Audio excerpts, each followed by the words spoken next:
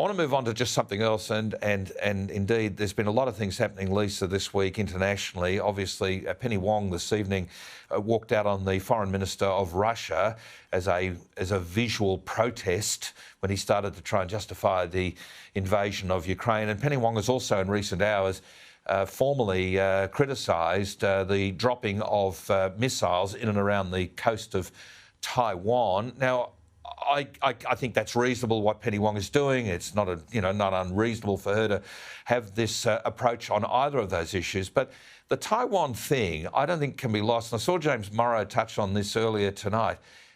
None of this would be happening if Nancy Pelosi hadn't decided that she wanted to do a valedictory flight all around Southeast Asia and dropped into Taiwan, made all this noise about going there after the Pentagon and Biden told them not to go because it would create trouble. We've got supply chain problems enough now. We're going to ping off the Chinese, who are the makers of everything we need, right at this time. This is bad stuff by Nancy Pelosi. Yeah, look, I'm a bit mixed on this. One, I don't think the US should be kowtowing to Beijing. We shouldn't be kowtowing to Beijing. So if Pelosi's going to go there, Pelosi's going to go there. Look, for Biden, it's another headache for him that he doesn't need because his polling is tanking. Yep. But Pelosi, it looked like grandstanding. At the end of the day, we know that Taiwan is a sensitive issue. I know Bronwyn speaks about this every time we're on the program together. Sure. But what it's done is brought forward a timeline. So Beijing now is agitated, it's aggravated, and it said it will. It's taking action. So that now then heightens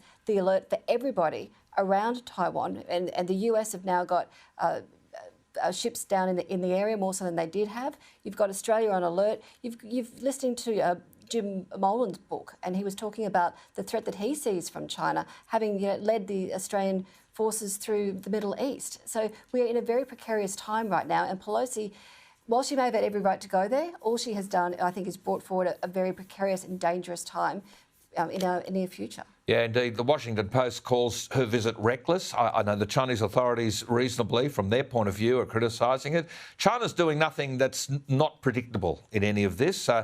But you don't need to go and, kick them where it hurts just to try and make a point. I just don't get it. She has also an enormous carbon footprint. She used a US Air Force jet and she flew all the way around trying to have everyone guessing where she was going. Millions of people looking at the Flight Radar 24 site to try and map Nancy Pelosi's flight.